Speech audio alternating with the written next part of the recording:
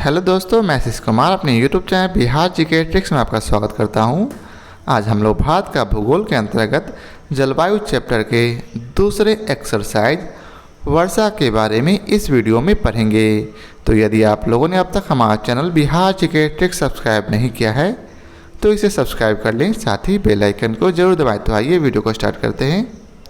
तो सबसे पहले हम लोग इसके नोट्स को पढ़ेंगे। तो आइए इसके नोट्स को पढ़ते हैं। भारत में सामान्य रूप से जून से सितंबर तक वर्षा ऋतु होती है, जब संपूर्ण देश पर दक्षिणी पश्चिमी मानसून प्रभावी होती है। इस समय उत्तर पश्चिमी भारत में ग्रीष्म ऋतु में बना निम्न वायुदाब का क्षेत्र अधिक तीव्र एवं व्यवस्थित होता है। इस निम्न वायुदाब के कारण ही दक्षिण पूर्वी सन्मार्गी हवाएं, जो कि दक्षिणी गोलार्ध में मकर रेखा की ओर से भूमध्य रेखा को पार करती है, भारत की ओर आकृष्ट होती है तथा भारतीय प्रायद्वीप से लेकर बंगाल की खाड़ी एवं अरब सागर तक प्रसारित हो जाती है। समुद्री भागों में आने के कारण आर्द्रता से परिपूर्ण ये पवनें अचानक भारतीय परिसंरचना से घिरकर दो शाखाओं में विभाजित हो जाती है तथा प्रायद्वीपीय भारत की ओर तेजी से आगे बढ़ती है। दक्षिण पश्चिमी मानसून पवनें जब स्थलीय भागों में प्रवेश करती है तो प्रचंड गर्जन एवं त्वरित झंझावात के साथ तीव्रता से घनघोर वर्षा करती है। इस प्रकार पवनों के आगमन एवं उनसे होने वाली वर्षा को मानसून का फूटना अथवा टूटना कहा जाता है। इस पवनों की गति 30 किलोमीटर प्रति घंटा से भी अधिक होती है और ये एक महीने के भीतर संपूर्ण देश में प्रभावी हो जाती है। मौसम विभाग के द्वारा प्रस्तुत वर्ष 2017 के आंकड़ों के अनुसार दक्षिण पश्चिम मानसून अर्थात जून से सितंबर से भारत 845.9 मिलीमीटर वर्षा प्राप्त करता है, जो कि दीर्घकालिक औसत वर्षण का 95% है। वहीं भारत में वास्तविक औसत वर्षण 1127 मिलीमीटर होती है। आगे है, वर्षा ऋतु में देश के अधिकांश भाग में हवाओं की सामान्य प्रवाह दिशा दक्षिण पश्चिम से उत्तर पूर्व की ओर होती है, परंतु हिमालय की उपस्थिति के कारण ये उत्तर पूर्व और गंगा के मैदान में दक्षिण पूर्व और पूर्व से प्रवाहित होती है। भारत में सितंबर महीने से मानसून का प्रत्यावर्तन शुरू हो जाता है, जिसका कारण सूर्य के दक्षिणायन होने के कारण अंतः उष्णकटिबंधीय अभिसरण क्षेत्र अर्थात इंटरट्रॉपिकल कन्वर्जेंस जोन अर्थात ITCZ का दक्षिण की ओर खिसकना है। इस क्रम में उत्तर पूर्व भारत से चलने वाली मानसून बंगाल की खाड़ी से आर्द्रता ग्रहण कर तमिलनाडु विशेषतः चेन्नई में वर्षा करती है। उत्तर पूर्वी मानसून से तमिलनाडु की कुल वर्षा का 50 से 60% प्राप्त होता है। भारत में सर्वाधिक वर्षा प्राप्त करने वाले क्षेत्र पश्चिमी घाट, पूर्वी हिमालय तथा मेघालय हैं। इन क्षेत्रों में 250 सेंटीमीटर से अधिक वार्षिक वर्षा होती है। दक्षिण पश्चिम मानसून से इन क्षेत्रों में सर्वाधिक वर्षा होती है। मासिनराम मेघालय भारत में ही नहीं दुनिया का सबसे अधिक वर्षा वाला स्थान है। भारतीय मौसम विभाग के अनुसार 19 जुलाई 2016 को मासिनराम में एक दिन में सर्वाधिक 549.2 मिलीमीटर वर्षा दर्ज की गई थी। भारत में सबसे कम वर्षा वाला स्थान लेह, जो कि लद्दाख में है। लद्दाख 31 अक्टूबर 2019 से केंद्र शासित प्रदेश है, जहां मात्र 9.20 सेंटीमीटर वर्षा होती है। भारतीय मौसम विभाग द्वारा जारी भारत के वर्षा आंकड़े 2017 के अनुसार भारत में सर्वाधिक वार्षिक वर्षण मेघालय के पूर्वी खासी हिल्स जिले में, जबकि सबसे कम वर्षा पंजाब के फिरोजपुर जिला में दर्ज किया गया है। आम्र वर्षा कर्नाटक एवं केरल से होने वाली मानसून पूर्व वर्षा फुहार है जो आम की फसल के लिए अधिक लाभकारी होती है। यह वर्षा बंगाल की खाड़ी से उत्पन्न तूफानों के फलस्वरूप अप्रैल माह में होती है। इस वर्षा में आम की बौरें पेड़ से टूटकर गिरती नहीं है, अतः आम की फसल अच्छी होती है। भारत की औसत राष्ट्रीय वर्षा 1127 मिलीमीटर है। अब आइए चलते हैं इसके प्रश्न कोश को पढ़ते हैं। तो पहला प्रश्न है, भारत की सर्वाधिक वर्षा मुख्यतः प्राप्त होती है तो दक्षिण पश्चिम मानसून से। मौसम विभाग द्वारा प्रस्तुत वर्ष 2017 के आंकड़ों के अनुसार दक्षिण पश्चिम मानसून से भारत की कुल वर्षा का अधिकांश हिस्सा प्राप्त होता है। भारत में वास्तविक औसत वर्षण 1127 मिलीमीटर होती है। भारत में दक्षिण पश्चिम से 845.9 मिलीमीटर वर्षा होती है जो कि दीर्घकालिक औसत वर्षण का 95% है। अब अगला प्रश्न है, उत्तरी पूर्वी मानसून से सबसे अधिक वर्षा प्राप्त करने वाला राज्य है तो तमिलनाडु। भारत में सितंबर महीने से मानसून का प्रत्यावर्तन शुरू हो गया है।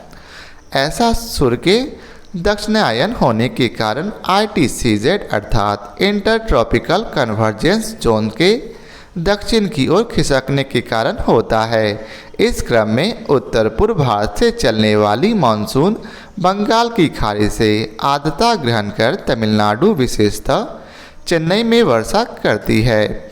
उत्तर पूर्वी मानसून से तमिलनाडु की कुल वर्षा का 50 से 60% प्राप्त होता है। अब अगला प्रश्न है, निम्नलिखित राज्यों में से किस में अधिकतम औसत वार्षिक वर्षा होती है तो सिक्किम में। नेक्स्ट प्रश्न है, प्रश्नकाल में इस प्रश्न का उत्तर सिक्किम था।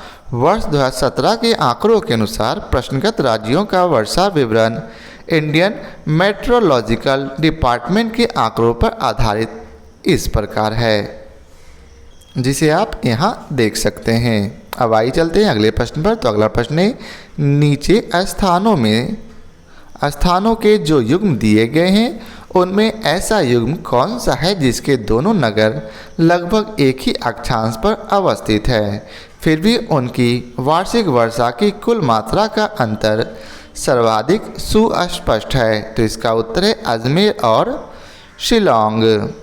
उपर्युक्त दिए गए युग्मों में अजमेर और शिलांग एक ही अक्षांश पर अवस्थित है, किंतु भारत के वर्षा आंकड़े 2017 के अनुसार अजमेर की वार्षिक वर्षण 540.2 मिलीमीटर है, जबकि शिलांग जो पूर्वी खासी जिले में है में 7,679.8 मिलीमीटर वर्षा होती है। अब अगला प्रश्न है, एक मौसम विज्ञान केंद्र का औसत वार्षिक तापमान 26 डिग्री सेल्सियस है। इसकी औसत वार्षिक वर्षा 63 सेंटीमीटर है और इसके तापमान का वार्षिक परिसर 9 डिग्री सेल्सियस है। संदर्भित केंद्र है कौन सा, तो इसका उत्तर है चेन्नई। भारतीय मौसम विभाग द्वारा प्रदत्त आंकड़ों के अनुसार चेन्नई का औसत तापमान जाड़ों में 24 डिग्री सेल्सियस तथा गर्मियों में 30 डिग्री सेल्सियस तक रहता है तथा यहाँ वर्षा औसतन 60 से 70 सेंटीमीटर के मध्य रहती है। यहाँ वर्ष भर तापमान का औसत लगभग 26 डिग्री सेल्सियस रहता है। प्रतिदिन न्यूनतम एवं अधिकतम तापमान का वार्षिक परिसर 8 से 9 डिग्री सेल्सियस के मध्य रहता है। विकल्प में दिए गए अन्य किसी नगर के तापमान का प्रश्न के तथ्यों से साम्य प्रदर्शित नहीं होता है। अब आइए चलते हैं अगले प्रश्न पर। तो अगला प्रश्न है, नीचे दिए गए भारतीय नगरों में सामान्य वर्षा का सही अवरोही क्रम कौन सा है, तो इसका उत्तर है सी अर्थात सबसे अधिक कोची, उसके बाद कोलकाता, पटना और फिर दिल्ली। अब आइए चलते हैं अगले इसके विस्तार को पढ़ते हैं। प्रश्न काल में विकल्प सी सही उत्तर था। विकल्प में दिए गए भारतीय नगरों में वर्ष 2017 में सामान्य वार्षिक वर्षा का सही अवरोही क्रम इंडियन मेट्रोलॉजिकल डिपार्टमेंट के अनुसार इस प्रकार, जिसे आप यहाँ देख सकते हैं। अब अगला प्रश्न है आम्र वर्षा संबंधित है, तो इसका उत्तर है आम की फसल से। आम्र वर्षा कर्नाटक एवं केरल में होने वाली मानसून पूर्व वर्षा फुहार है जो आम की फसल के लिए अत्यधिक लाभकारी होती है। इस वर्षा बंगाल की खाड़ी से उत्पन्न तूफानों के फलस्वरूप अप्रैल माह में होती है। इस वर्षा से आम की बौरें पेड़ से टूटकर गिरती नहीं है, अतः आम की फसल अच्छी होती है। अब अगला प्रश्न है भारत में सबसे कम वर्षा वाला स्थान है, तो इसका उत्तर है लेह, जिसे आप यहाँ देख सकते हैं कि कहाँ कितनी वर्षा होती है। अब आइए चलते हैं अगले प्रश्न पर। तो अगला प्रश्न है निम्नलिखित में से किस स्थान पर सबसे कम वार्षिक वर्षा होती है, तो इसका उत्तर है लेह में। अब अगला प्रश्न है चेरापूंजी अवस्थित है, तो इसका उत्तर है मेघालय राज्य में। चेरापूंजी भारत के पूर्वोत्तर राज्य मेघालय में स्थित है। मासिनराम से पहले विश्व में सर्वाधिक वर्षा वाला स्थान चेरापूंजी ही था। अब अगला प्रश्न है भारतवर्ष में सर्वाधिक वर्षा खालिस्तान क्षेत्र में होती है, तो इसका उत्तर है पश्चिमी घाट, हिमालय क्षेत्र तथा मेघालय में। भारत में सर्वाधिक वर्षा प्राप्त करने वाले क्षेत्र पश्चिमी घाट, पूर्वी हिमालय तथा मेघालय हैं। इस क्षेत्रों में 250 सेंटीमीटर से अधिक वर्षा होती है। दक्षिण पश्चिमी मानसून से इन क्षेत्रों में सर्वाधिक वर्षा होती है। अब अगला प्रश्न है भारत में वर्षा का आधिक्य होते हुए भी यह देश प्यासी धरती समझा जाता है, इसका कारण है, तो इसका उत्तर है डी अर्थात उपरोक्त सभी, अर्थात वर्षा के पानी का तेज से बह जाना, दूसरा वर्षा के पानी का शीघ्रता से भाप बनकर उड़ जाना, और तीसरा वर्षा का कुछ थोड़े ही महीनों में जोर होना। भारत में होने वाली वर्षा का 95% भाग दक्षिण पश्चिम मानसून से जून से सितंबर के मध्य प्राप्त होता है, अर्थात मात्र 4 महीने में ही अधिकांश वर्षा हो जाती है। शेष 5% वर्षा शेष 8 महीनों में प्राप्त होती है। साथ ही दक्षिण पश्चिम मानसून से होने वाली वर्षा का जल या तो तेजी से बह जाता है या भाप बनकर उड़ता है। इस प्रकार शेष 8 महीनों में भारत को वर्षा की कमी का सामना करना पड़ता है, जबकि भारत की औसत राष्ट्रीय वर्षा 1127 मिलीमीटर है। इन्हीं कारणों से कभी कभी यह समझा जाता है कि भारत में वर्षा का अधिक्य होते हुए भी धरती प्यासी है।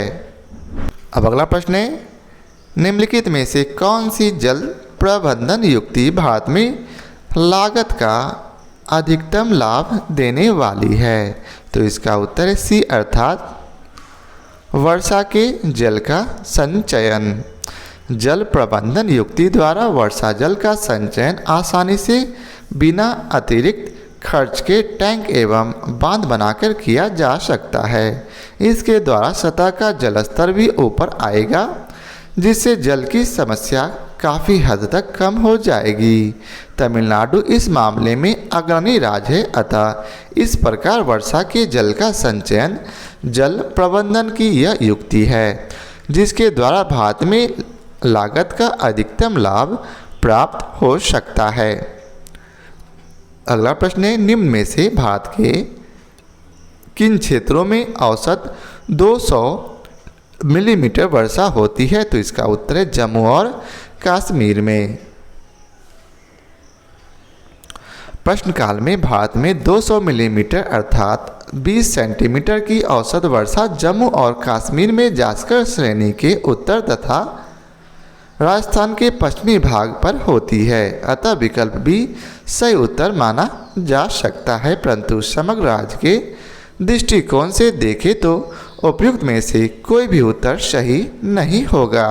भारत के वर्षा आंकड़े 2017 के अनुसार जम्मू और कश्मीर में 1278.9 मिलीमीटर, असम में 2398.3 मिलीमीटर, बिहार में 1112 मिलीमीटर, पश्चिम बंगाल में 1830 मिलीमीटर, मणिपुर में 1780 मिलीमीटर, त्रिपुरा में 3326.8 मिलीमीटर, उड़ीसा में 1344.5 मिलीमीटर, केरल में 2664.9 मिलीमीटर, तमिलनाडु में 970.9 मिलीमीटर तथा कर्नाटक में 1111.6 मिलीमीटर वर्षा होती है। इस दौरान लद्दाख में 150.5 मिलीमीटर वर्षा हुई थी। अब अगला प्रश्न है, झारखंड में वर्षा किस मानसून से होती है?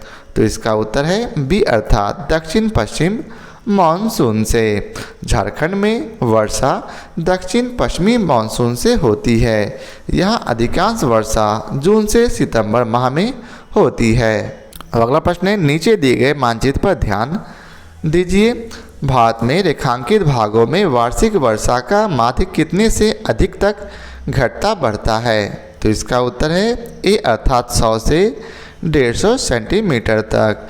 भारत की औसत वार्षिक वर्षा मानचित्र को देखने से यह स्पष्ट हो रहा है कि उपयुक्त मानचित्र में रेखांकित भाग 100 से 200 सेंटीमीटर माध्य वर्षा प्रदर्शित करता है, अतः निकटतम विकल्प ए सही होगा। अब अगला प्रश्न है, जब पुष्कर की पहाड़ियों में भारी वर्षा होती है तो बाढ़ कहाँ आती है? तो इसका उत्तर है बालोतरा में। जब पुष्कर की पहाड़ियों में भारी वर्षा होती है तो बालोतरा में भीषण बाढ़ आ जाती है। बालोतरा पंचपदा क्षेत्र राजस्थान के पश्चिमी क्षेत्र की ओर ढलान पर स्थित है। अब अगला प्रश्न है, भारतीय मौसम विज्ञान विभाग की परिभाषा के अनुसार वर्षा का दिन वह होता है जब किसी विशेष स्थान पर इस वर्षा की मात्रा इस प्रकार होती है। तो इसका उत्तर है डी अर्थात 24 घंटे में 2.5 मिलीमीटर से ऊपर। भारतीय मौसम विज्ञान विभाग की परिभाषा के अनुसार 24 घंटे में 2.5 मिलीमीटर या उससे ऊपर की वर्षा वाले स्थान को वर्षा का दिन कहा जाता है। अब अगला प्रश्न है, नीचे दो वक्तव्य दिए गए हैं जिनमें से एक को कथन ए और दूसरे को कारण आर कहा गया है। कथन ए में कहा गया है, गंगा के मैदान में यदि कोई पश्चिम और उत्तर पश्चिम को चले तो मानसूनी वर्षा घटती हुई मिलेगी। और कारण आर है, गंगा के मैदान में कोई ज्यों ज्यों ऊपर की को बढ़ता जाएगा आर्द्रताधारी मानसूनी पवन और ऊंची जाति मिलेगी। ऊपर के दोनों वक्तव्यों के संदर्भ में निम्नलिखित में से कौन सा सही है? तो इसका उत्तर है ए अर्थात ए और आर दोनों सही हैं और ए की सही व्याख्या आर करता है। गंगा के मैदान में पश्चिम और उत्तर पश्चिम की ओर मानसूनी वर्षा घटती जाती है, अर्थात पश्चिम से पूर्व की ओर वर्षा बढ़ती जाती है। पश्चिम की ओर पंजाब के मैदानों में औसत वार्षिक वर्षा 600 मिलीमीटर होती है, वहीं पूर्व में गंगा के मैदान में यह 1500 मिलीमीटर तक होती है। गंगा के मैदान में ऊपर की ओर पवनों में आर्द्रता कम से कम होती जाएगी, फलस्वरूप ये पवनें ऊंचाई की ओर जाती मिलेगी। मानसूनी पवनों की आर्द्रता वर्षा की मात्रा को प्रभावित करती है, अतः अभिष्ट उत्तर विकल्प ए है। अब अगला प्रश्न है, नीचे दिए गए मानचित्र पर विचार कीजिए। इस चित्र में दर्शाया गया है, इसे मैं थोड़ा छोटा कर देता हूं ताकि आप लोग विस्तार से इसे देख सकते हैं। तो इसका उत्तर है बी अर्थात अखिल भारतीय जल विभाजक को। उपयुक्त मानचित्र में अखिल भारतीय जल विभाजक को दर्शाया गया है। अब अगला प्रश्न है, भारत के अर्ध शुष्क क्षेत्रों में जल ढाल विकास का प्रमाणक चिन्ह है। तो इसका उत्तर है डी अर्थात मौसमी नदियों से जल का तटबंधीकरण करके जलाशयों के तंत्र की स्थापना करना। भारत के अर्ध शुष्क क्षेत्रों में जल ढाल वाले स्थलों में मौसमी नदियों या वर्षा जल के एकत्रण हेतु जलाशय एवं टैंकों का निर्माण किया गया है। इन क्षेत्रों में लगभग 1,20,000 छोटे टैंक बनाए गए हैं, जिनसे 4.12 मिलियन हेक्टेयर कृषि क्षेत्र की सिंचाई संभव होती है। अतः भारत के अर्धशुष्क क्षेत्रों में जलढाल का प्रमाणक चिन्ह मौसमी नदियों से जल का तटबंधीकरण करके जलाशयों के तंत्र की स्थापना है। अब अगला प्रश्न है, भारत में मरुस्थलीय विकास योजना अब क्रियान्वित है, तो इसका उत्तर है 21 जिलों में। भारत में मरुस्थलीय विकास कार्यक्रम DDP अर्थात desert development program Rajasthan, Gujarat, Haryana, Jammu एवं कश्मीर तथा हिमाचल प्रदेश राज्यों में वर्ष 1977 से 78 में प्रारंभ की गई थी। वर्ष 1995 से 96 में इसमें आंध्र प्रदेश और कर्नाटक को भी सम्मिलित कर लिया गया था।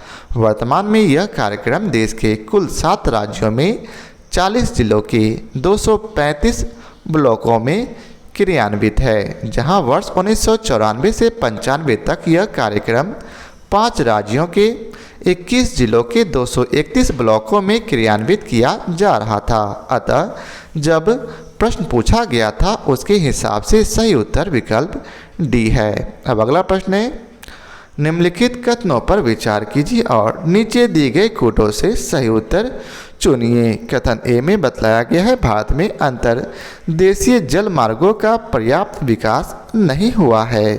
कारण आर है, भारत के अधिकतर भागों में वर्षा साल के 4 महीनों में ही होती है, तो इसका उत्तर है ए, अर्थात ए और आर दोनों सही हैं तथा आर ए की सही व्याख्या है।